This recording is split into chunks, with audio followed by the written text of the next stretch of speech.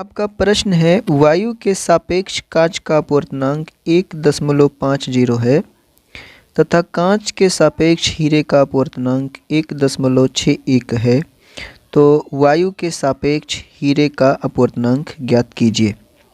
यहाँ पर आप देख रहे हो कितने माध्यमों की बात हो रही है। एक वायु की बात हो रही है,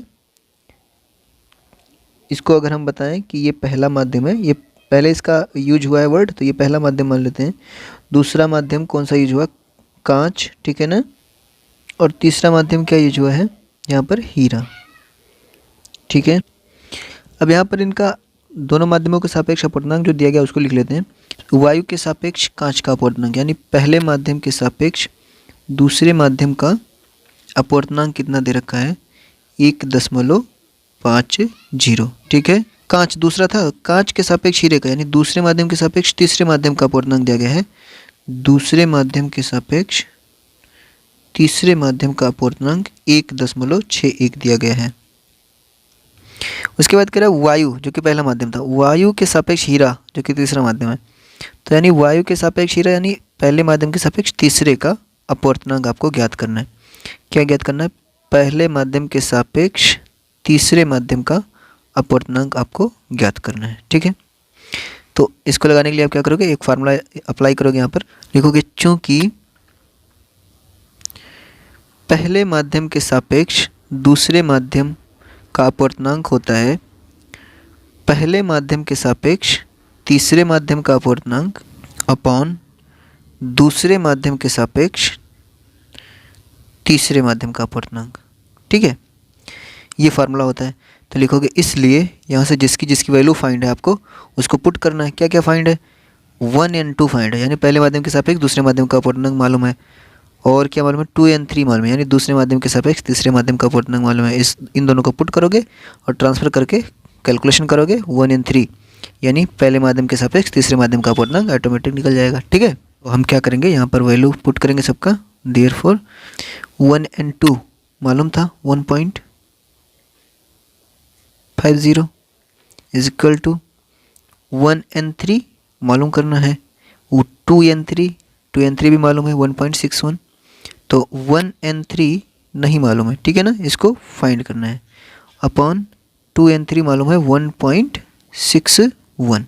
तो 1.61 को इधर ट्रांसफर कर देंगे 1.50 की साइड। तो ये इसमें आकर के मल्टीप्लाई कर देगा, उधर डिवाइड कर रहा है। तो 1.50 इंटू 1.61 इज इक्वल टू उधर क्या बचेगा? 1 and 3 यानी पहले माध्यम के सापेक्ष तीसरे माध्यम का अपवर्तनांक। इसका इधर मल्टीप्लिकेशन करेंगे। अगर यहाँ पर मैं कर दे रहा हूँ आसानी समझ आ जाए, 1.50 मल्टीप्लाई बाई 1.61, 1 का मल्टीप्लिकेशन 0 टाइम 0, 1 5 जा 5, 1 1 जा 1, फिर 6 का 6 मल्टीप्लाई 0 टाइम 0, 6 5 जा 30 का 0 कैरी 3, 6 1 जा 6 और 3 9 हो गया। इधर 1 का मल्टीप्लिकेशन 0 टाइम 0 5 1 आएगा, ठीक है ना। 1 ऐड कर देंगे सबको। तो 0 5 1 9 5 14 कैरी 1 2 1 2, ठीक है। 2 डिजिट के बाद ऊपर लगा, 2 डिजिट के बाद नीचे लगा है डेसिमल। तो यहाँ पर हम लगाएंगे 4 डिजिट के बाद 2 2 4 यहाँ पर लगाएंगे, ठीक है। तो ये गुणा करने पर इतना आंसर आया। तो हम इसका आंसर क्या लिख देंगे? गुणा करने के बाद कितना आ रहा है? 2.41 दशमलव के बाद हम केवल एक अंक ले लेते हैं 2.4। केवल इसका मल्टीप्लिकेशन करने के बाद हम आंसर कितना ले लेते हैं? 2.4 इज इक्वल टू 1 and 3। या हम इसको लिख सकते हैं 1 implies that 1 and 3 is equals to कितना हो गया? 2.4। ये क्या आ गया? 2.4 1 and 3 यानी वायु के सापेक्ष हीरे का अपवर्तनांक, ठीक है ना। कितना निकल के आ गया? 2.4। ये आपका फाइनल आंसर होता है। इसी की तरह बच्चों एक 15 नंबर का क्वेश्चन भी था, जिसको मैंने ले लिया है, ठीक है। तो इसमें क्वेश्चन क्या कर रहा है? यदि वायु के सापेक्ष, वायु पहला माध्यम हो गया, किसी पारदर्शी द्रव कोई लिक्विड, ये दूसरा माध्यम हो गया, इसका अपवर्तनांक यानी पहले माध्यम के सापेक्ष दूसरा अपवर्तनांक 1.25 है तथा कांच एक तीसरा माध्यम हो गया है, पहले माध्यम का तीसरे माध्यम के सापेक्ष अपवर्तनांक कितना है? 1.5 है। यानी फिर से क्वेश्चन देखो, ये वायु के सापेक्ष पारदर्शी द्रव यानी लिक्विड का अपवर्तनांक, वायु के सापेक्ष लिक्विड का द्रव का अपवर्तनांक 1.25 और इसी वायु के सापेक्ष कांच का अपवर्तनांक 1.5 है। तो द्रव के सापेक्ष, द्रव जो कि दूसरा माध्यम था, द्रव के सापेक्ष कांच जो कि तीसरा माध्यम है, तो दूसरे माध्यम के सापेक्ष तीसरे माध्यम का अपवर्तनांक ज्ञात करना है। ठीक है, तो हम इसके लिए सबसे पहले क्या करेंगे, यहाँ पर पहले दिया है वायु, हम आपको माध्यम समझा दें अगर, तो वायु दिया है, वायु है पहला माध्यम, ठीक है ना। दूसरा माध्यम क्या है, द्रव। द्रव को अगर हम बताएं चाहे तो इसको एल से आप लिख सकते हैं, ठीक है ना, लिक्विड। ठीक है, तो द्रव दूसरा माध्यम हो गया, और तीसरा माध्यम सपोज कर लें कांच को तीसरा माध्यम, ठीक है ना। तो बात आसानी समझ में आएगी कि वायु के सापेक्ष द्रव का, यानी पहले माध्यम के सापेक्ष दूसरे माध्यम का अपवर्तनांक इसमें दिया हुआ है। पहले माध्यम के सापेक्ष दूसरे माध्यम का अपवर्तनांक 1.25, तथा कांच का, यानी उसी वायु के सापेक्ष कांच का, उस वायु पहले माध्यम के सापेक्ष तीसरे माध्यम का अपवर्तनांक 1n3, पहले माध्यम के सापेक्ष तीसरे माध्यम का अपवर्तनांक दिया गया है 1.5, 1.5। तो द्रव के सापेक्ष, द्रव यानी दूसरे माध्यम के सापेक्ष कांच का अपवर्तनांक, यानी तीसरे माध्यम का, दूसरे माध्यम के सापेक्ष तीसरे माध्यम का अपवर्तनांक ज्ञात करना है। दूसरे माध्यम के सापेक्ष तीसरे माध्यम का अपवर्तनांक आपको जानना है, तो आप सिंपल वही फार्मूला यूज करोगे, ठीक है ना। अब लिखोगे चूंकि 1n2 is equal to 1n3 upon 2n3 होता है, ठीक है। अपने पिछले साल में देखा था, तो इसमें जो जो ज्ञात राशियां उनको पुट कर देंगे। 1n2 ज्ञात है 1.25, 1n2 का मान कितना है 1.25, तथा 1n3 ये भी मालूम है 1.5, 1.5। 2n3 निकालना है, 2n3 नहीं मालूम है, ठीक है। तो हम क्या करेंगे, 2n3 को इधर ट्रांसफ़र कर देंगे और फिर इसको उधर ट्रांसफ़र कर लेंगे, या ऐसा कर लें कि इसका बटे कुछ नहीं दिख रहा है, इसका बटे 1 कर दें, और 2n3 और 1.25/1 इन दोनों पक्षों का हम व्युत्क्रम कर दें, ठीक है ना।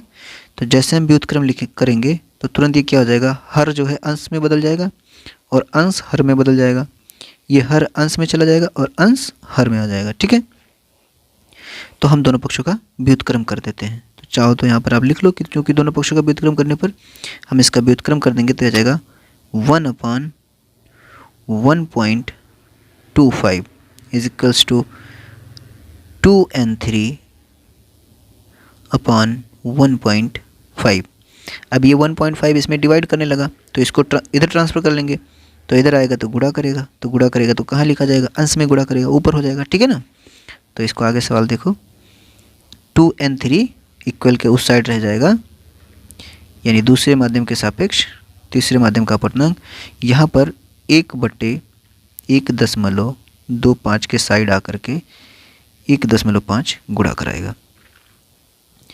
तो जब ये गुणा करेगा तो ऊपर हो जाएगा गुणा, ये हो जाएगा 1.5 1 1.5/1.25 बराबर वहाँ पर क्या रहेगा 2n3, ठीक है।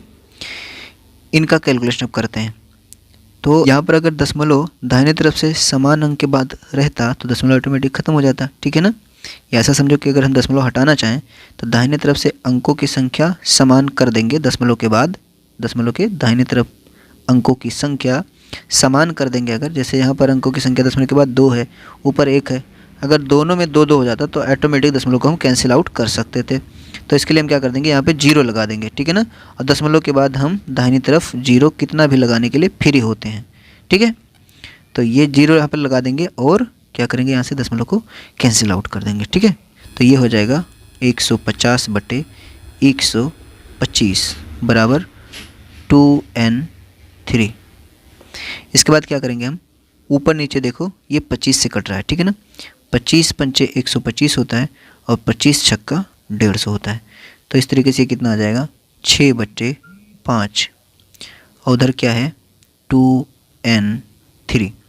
अब 5 से 6 को अगर आप भाग देते हो, ऐसे यहाँ पर मैं भाग दे रहा हूँ, 5 से 6 में 5 कम 5 आएगा और बचेगा 6 में से 5 जाएगा 1 बचेगा, दशमलव यहाँ पर बढ़ा सकते हैं और 0 उतारेंगे तो ये 10 हो जाएगा, तो 5 दूनी 10 और ये कट जाएगा। आंसर डेसिमल में आएगा 1.2। तो इसका आंसर क्या जाएगा 1.2 इजक्वल टू 2n3, यानी दूसरे माध्यम के सापेक्ष तीसरे माध्यम का अपवर्तनांक आ गया 1.2। इसको इस तरीके से लिख सकते हो, दूसरे माध्यम के सापेक्ष तीसरे माध्यम का अपवर्तनांक कितना हो गया 1.2। यही फाइनल आपका आंसर होता है।